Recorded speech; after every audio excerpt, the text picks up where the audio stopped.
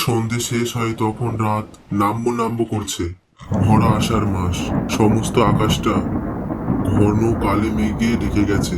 বড় বড় শিমুল গাছের ডালগুলো হাওয়ায় ভাসছে, যেন অন্ধকারের মধ্যখান থেকে কোনো অস্পষ্ট হাত ইশারা করে ডাকছে। সেই নিস্তব্ধ মিঠু পথ ধরে একা একা মামা বাড়ি যাচ্ছে বিলু। যে কোনো সময় আকাশ ভেঙে বৃষ্টি নামবে, তাই বিলু চলছে বেশ জোরে জোরে সাইকেল চালিয়ে। ওর মামারা অবশ্য এখন চাকরি নিয়ে সবাই শহরে থাকে। মামা বাড়িতে লোক বলতে দুটি, দাদু আর দিদিমা। সাইকেলটা রেখে বিলু চটপট হাঁক মারলো, দাদু, ও দাদু, দাদু, ও দিদিমা। বিলুর ডাক শুনে ওর দাদু সুকুমার বাবু বেরিয়ে এলেন।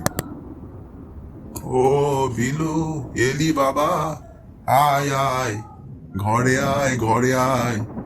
এত দেরি করলি কেন দাদু ভাই? তোর দিদিমা কখন থেকে গরম গরম খিচুড়ি আর ইলিশ মাছ ভেজে রেখেছে তোর জন্য।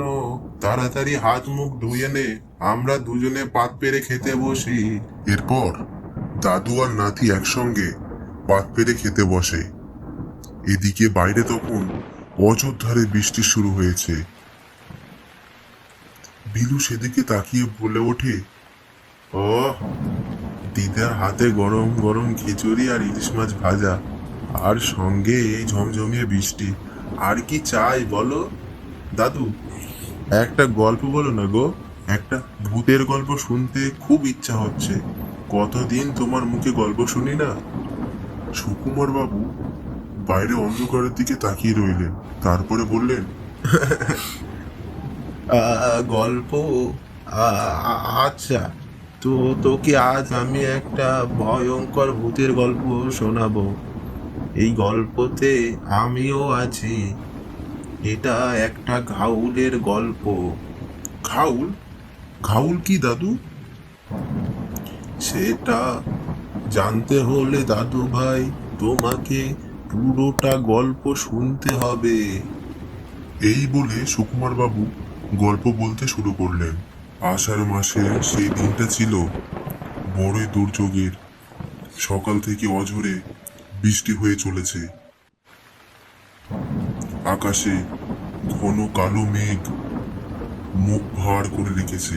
রসুলপুর গায়ে ভ্যানালা রহিম আর ওর বউ মেরুন্নেসা ওদের ঘরের দাবায় দাঁড়িয়ে রয়েছে করুণ মুখে।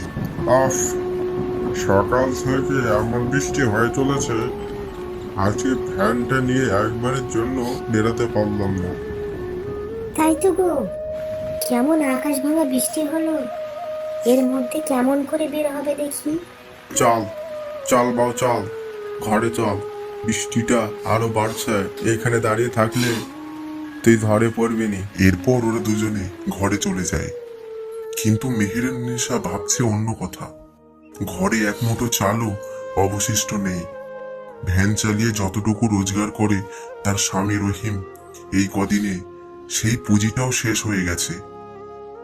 কয়দিন ধরে এই দুর্যোগ চলছে, শোয়ারে জোটেনি কোনো।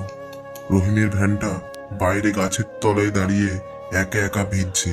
জানালা দিয়ে সেদিকে তাকিয়ে হতাশ হয়ে বলে ওঠে মেরুন্নেসা, একেই বলে কপাল, ঘরে এক ফোঁটা আনাজ নেই, আর আজ কদিন ধরে এমন বৃষ্টি শুরু হলো। কদিন ধরে এমনিতেই কেমন কাজ টাজ পাচ্ছিলাম না, তাই তেমন রোজগার পাতিও হয়নি।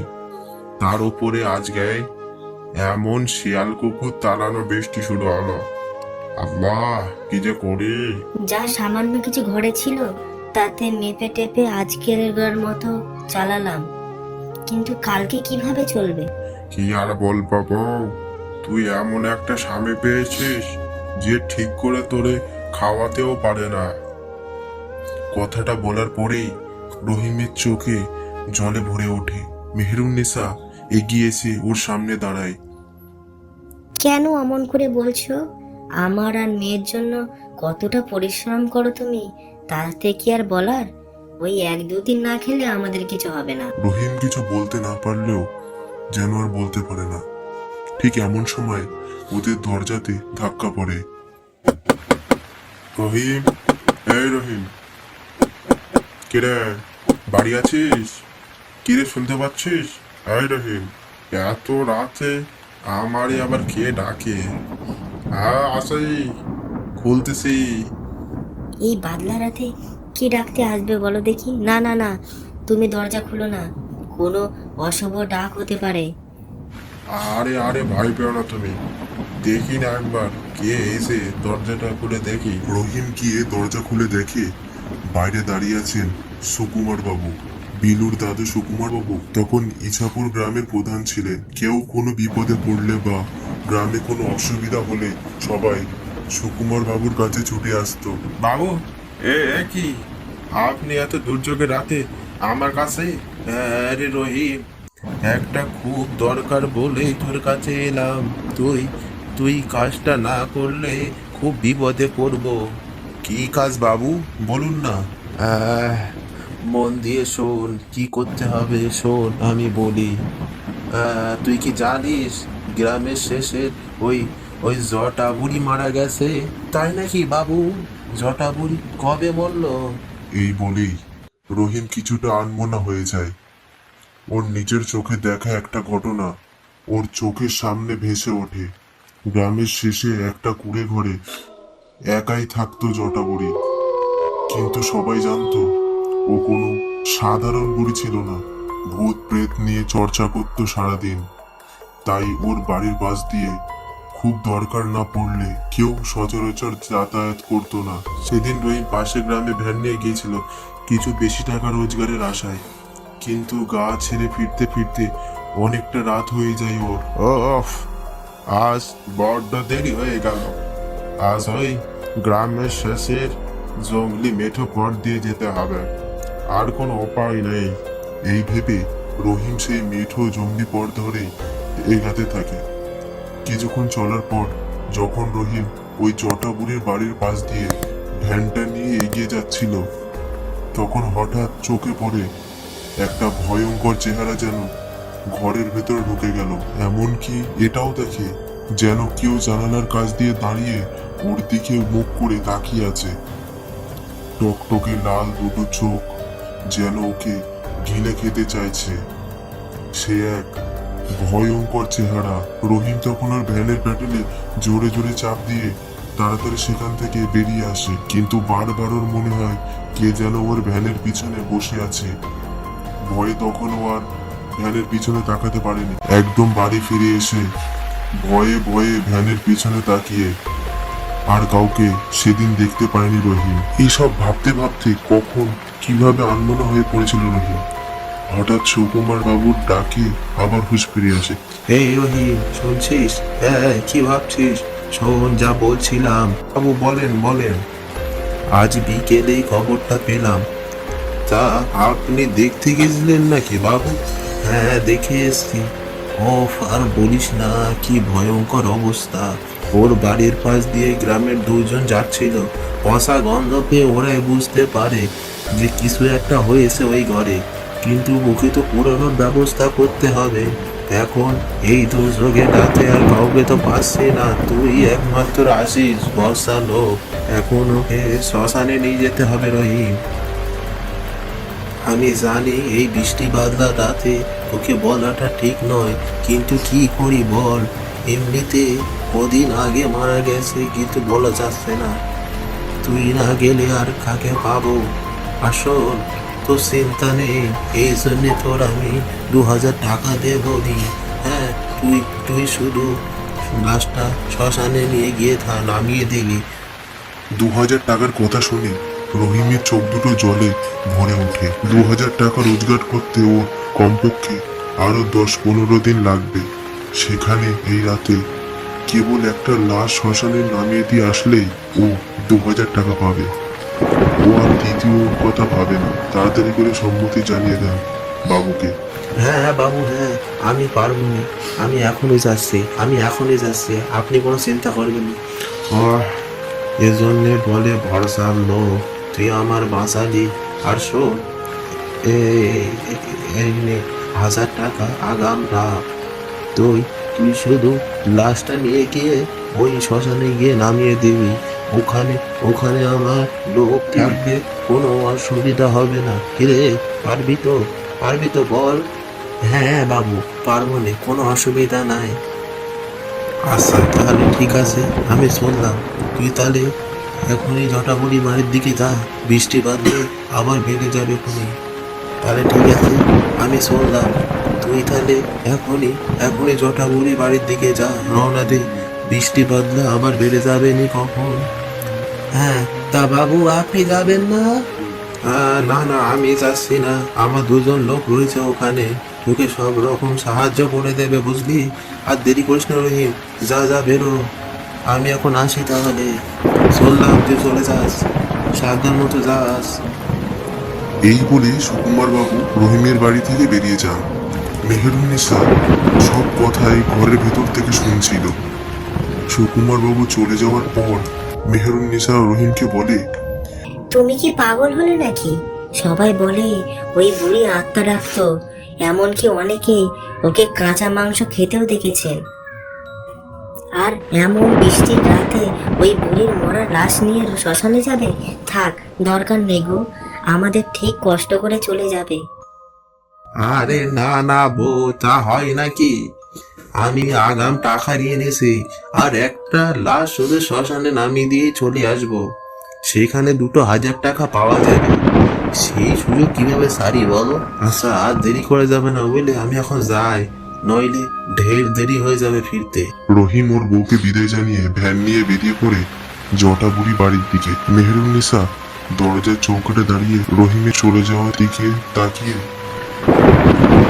কিছু সময় পর রহিম জটাবুড়ির বাড়িতে উপস্থিত হলো। এখানে অন্ধকার যেন আরো বেশি। ভ্যান রেখে ও ধীরে ধীরে জটাবুড়ির ঘরে ঢোকে। ঘরে ঢুকতেই গা গুলে ওঠে রহিমের। কি ভীষণ পচা গন্ধ বেরোচ্ছে। ঘরের এক কোণে জটাবুড়ির লাশ। লাশ থেকে গন্ধ বেরোচ্ছে প্রচন্ড, বোঝাই যাচ্ছে অন্তত 2-4 দিন আগে মরেছে বুড়ি। ঘরের এদিকে ওদিকে ছড়িয়ে আছে অদ্ভুত সব জিনিস, পোড়া কাঠ, মাথার খুলি, পাখির কালো পালক, ভাঙা সরা, আরো কত রকম কি।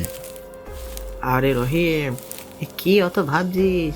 তাড়াতাড়ি এদিকে আয়, লাশটা ধরে তুলতে হবে তো। আরে তাপস, তুই একা? সুকুমার বাবু যে বললেন 2 জন থাকবে। এই রাতে কে আসবে এখানে? আমাকে বাবু 500 টাকা দিল, আমার টাকা পয়সার খুব দরকার আছে, তাই জন্য আমি আসলাম। আর আমি তো অপেক্ষা করছি কে আসে। এই যা লাশের অবস্থা, এ নিয়ে যাওয়া বেজায় কঠিন। আচ্ছা তা থাক থাক, আর কথা বাড়াস নি, তাড়াতাড়ি কর, বাড়ি ফিরতে হবে। জটাবুড়ির লাশ তুলতে গিয়ে মনে হচ্ছে যেন একটা শরীরের ভেতর আরো অনেকগুলো শরীর এসে বাসা বেঁধেছে। বাপরে বাপ, এ কি বার রে রহিম!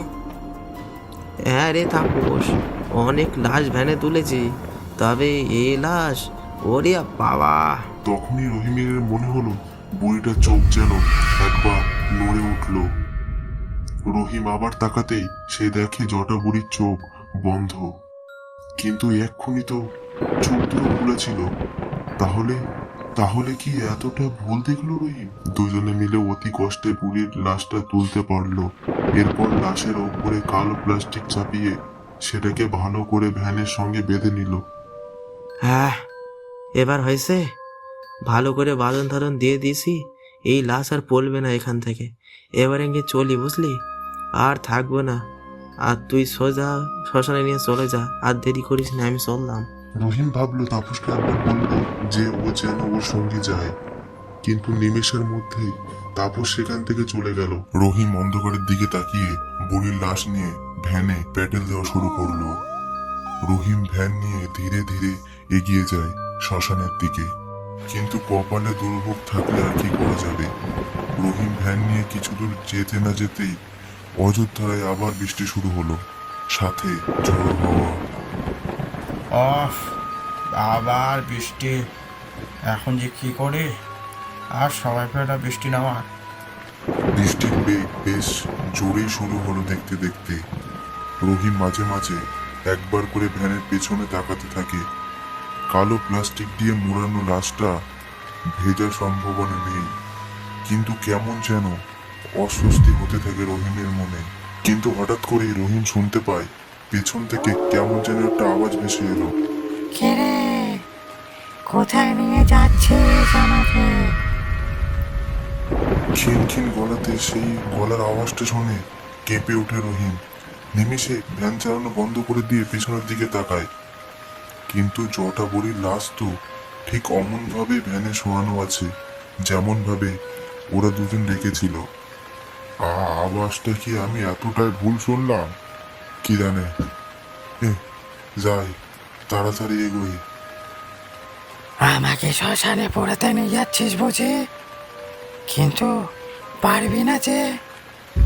রহিম এবার পরিষ্কার বুঝলো কথাটা ঠিক ওর পেছন থেকেই আসছে। রহিম দেখে ভ্যানের পেছনে রাখা জটাবুড়ির লাশ উঠে বসেছে, আর সেটা যেন তাকিয়ে আছে ওর দিকে। চোখ দুটো পুরো লাল, সাদা চুলগুলো হাওয়ায় উড়ছে, মুখের এক পাশ থেকে কালো রসের মতো কি যেন বেরিয়ে আসছে। শুধু তাই নয়, ভ্যানের ঠিক পেছনে দাঁড়িয়ে আছে আরো দুটো কালো ছায়া। তাদের চেহারা ঠিক বোঝা যাচ্ছে না, কিন্তু উপস্থিতি বোঝা যাচ্ছে। কিরে, আমাকে শ্মশানে পোড়াতে নিয়ে যাবি না? রহিমের মুখ থেকে আর কথা বলার মতো কোনো শব্দ আর বের হচ্ছে না। তুই যতই চেষ্টা কর, আমাকে শ্মশানে নিয়ে যেতে পারবি না রে। আমাকে পোড়ানোর চেষ্টা করলে তুইও বাঁচবি না। লম্বা লিকলিকে হাত দুটো যেন সারাশির মতো এগিয়ে আসছে রহিমের গলার দিকে। রহিম বুঝতে পারে এখানে দাঁড়িয়ে থাকলে আর রক্ষা নয়, তাইও পাশের মাঠে নেমে দৌড়াতে শুরু করে। ও জানে মাঠ পেরোলেই একটা পুরনো মাজার আছে, যদি ওখানে কোনো মতে ও পৌঁছায় তাহলে একমাত্র ও বাঁচতে পারবে।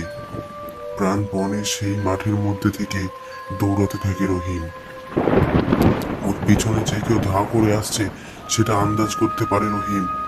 একবার পিছনে তাকাতেই ও দেখে সেই জটাবুড়ির লাশ হাত বাড়িয়ে ওর দিকে এগিয়ে আসছে। কোনো মতে দৌড়াতে দৌড়াতে রহিম সেই মাজারে পৌঁছায়। মাজারের দরজা খোলা, দরজা ঠেলে ভেতরে ঢুকে দরজা বন্ধ করে দেয় রহিম। কে কে এলি? কে তুই? হাঁপাতে হাঁপাতে রহিম তাকাতে দেখে একজন পীর বাবা মায়া জড়ানো চোখে রহিমের দিকে তাকিয়ে আছে তিনি। পীর বাবা, পীর বাবা, আমাকে বাঁচান বাবা, না হলে ওরা ওরা বাইরে আছে, আমাকে আমাকে এক্ষুনি মেরে দেবে। তুই শান্ত হ। কিছু সময় আগে যখন প্রদীপটা কেঁপে নেমে গিয়েছিল তখনই আমি বুঝতে পেরেছিলাম কোনো অশুভ কিছু হতে চলেছে। ঠিক কি হয়েছিল আমাকে খুলে বলতো? রহিম এরপর এক নিঃশ্বাসে ওর সঙ্গে ঘটা সব কথা পীর বাবাকে জানায়। দাঁড়া দাঁড়া, আমি দেখছি, দাঁড়া। পীর বাবা রহিমের সব কথা শুনে দরজার দিকে এগিয়ে যান। না না বাবা, না বাবা, আপনি এ দরজা খুলবেন না। ও ও ওরা ওরা আমাকে ছাড়বে না, ওরা আমাকে ছাড়বে না। তুই যখন আমার ঘরে এসেছিস তখন তোর কেউ ক্ষতি করতে পারবে না, তুই শান্ত হ। এই বলে দরজা খোলে পীর বাবা। রহিম তখন তার পিছনে দাঁড়িয়ে। দরজা দিয়ে দেখা যায় দরজা থেকে কিছু দূর দাঁড়িয়ে সে ভয়ঙ্কর দেখতে লাশ আর সেই কালো চেহারাগুলো। ওরা যেন চাইছে দরজার ভিতর আসার, কিন্তু কোনো অদৃশ্য শক্তি তাদের আটকে দিচ্ছে। ওকে বাইরে বার করে দে, না হলে তোকে গুনতে ছাড়বো না। ও আজকে আর বাঁচবে না। কি হলো? বের করে দে, বের করে দে ওকে বাইরে। একদম চুপ, ওখানে থাক। আমার ঘরের সামনে এসে সে ওকে মারার কথা বলছিস? তোর এত সাহস? ওর কিছু হবে না। এই বলে দরজা বন্ধ করে দেন পীর বাবা। বাইরে তখন বিকট আওয়াজ, চিৎকার করে চলেছে।